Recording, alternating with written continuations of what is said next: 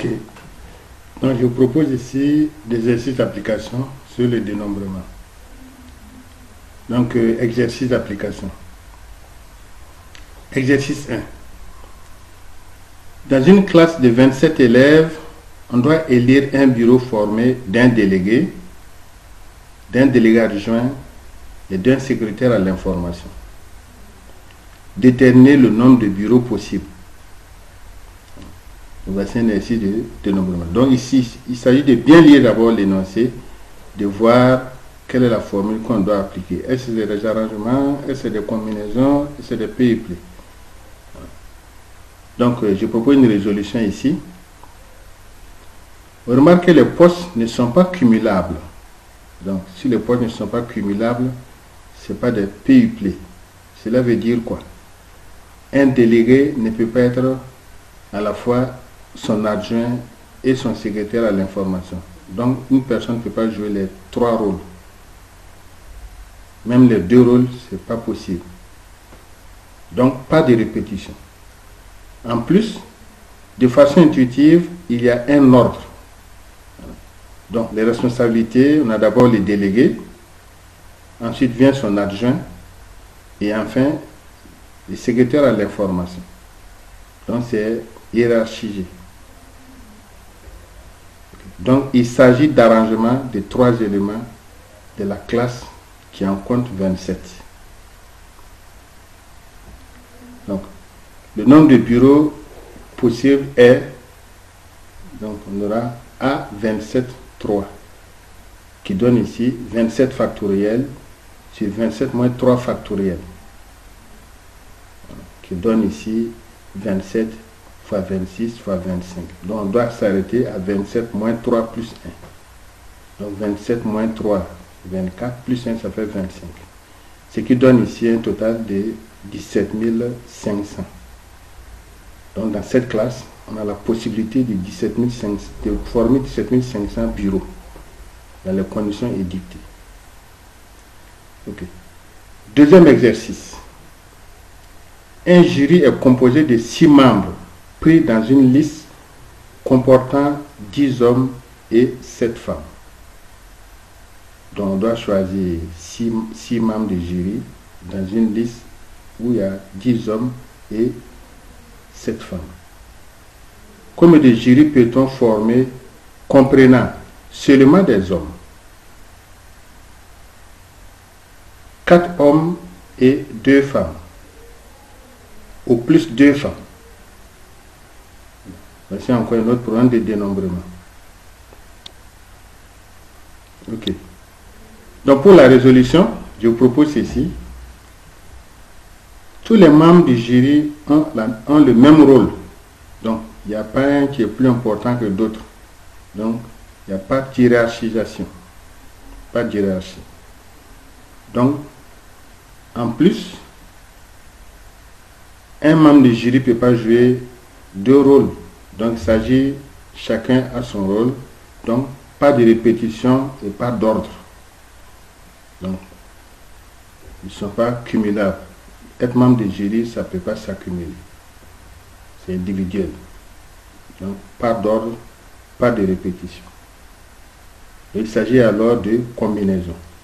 On dit s'il n'y a pas d'ordre, voilà. Donc c'est combinaison. En petit a, le nombre de jurys comportant seulement des hommes. Là, cela veut dire que le choix doit se faire seulement parmi les 10 hommes. Donc on doit choisir 0 femmes parmi les 7 et 6 hommes parmi les 10 hommes. D'où ça fera C7 0 fois C10 6. Donc 0 femmes parmi les 7 et 6 hommes parmi les 10. Donc ce qui donne ici, voilà, 1 fois C10 6. Parce que Cn0 est égal à 1. On a vu la formule en haut. Donc ce qui me donne ici 10 factoriel sur 6 factoriel multiplié par 4 factoriel. Ce qui donne un total de 210. Donc le nombre de jurys comportant 4 hommes et 2 femmes est de... Non, le nombre de jurys comportant seulement des hommes est de 210. Petit b. Le nombre de jurys comportant 4 hommes et 2 femmes est... Voilà, on choisit 4 parmi les 10, donc 4 hommes parmi les 10, et on choisit 2 femmes parmi les 7. Donc ce qui donne ici, donc C10 4 multiplié par C2 7, donc 4 hommes parmi les 10 hommes multiplié par C7 2, donc 2 femmes parmi les 7. Ce qui donne ici, donc 10 factoriel sur 4 factoriel fois 6 factoriel, moins, et multiplié par 7 factoriel sur 2 factoriel fois 5 factoriel, ce qui donne un total de 4410. Donc le nombre de jurys comportant 4 hommes et 2 femmes est de 4490. Ensuite, le nombre de jurys comportant au plus 2 femmes est. Cela veut dire quoi? Au plus 2 femmes. Au plus 2 femmes, ça veut dire qu'il n'y a pas plus de 2 femmes. Ça peut être 0 femme, 1 femme ou 2 femmes, mais pas plus. Et donc, ce qui se présente ainsi, c'est-à-dire 0 femme avec 6 hommes, ou 1 femme avec 5 hommes, ou encore 2 femmes avec 4 hommes. Voilà. Donc, ce qui donne ici, 0 femme avec 6 hommes, donc ça fait C7, C7 0, multiplié par C10 6, plus, donc, 1 femme avec 5 hommes, donc C1 7 multiplié par C10 5, ou encore 2 femmes avec 4 hommes, donc C7 2 multiplié par C10 5. Et il y a des nombres qui ont déjà été calculés. Donc si on regarde ici, on a C10, on a calculé C10 6, donc on a C10 6 ici, voilà, C10 6, c'est connu, donc ça donne 210. Ensuite, on avait calculé aussi C4 10 fois C7 2. Voilà. Et donc ça donnait 4410. Et donc au finish, on obtient 210. Donc 210 plus 410 plus les 7 fois C5 10. C10 5. Donc il donne ici 1764. On obtient un total de 6384.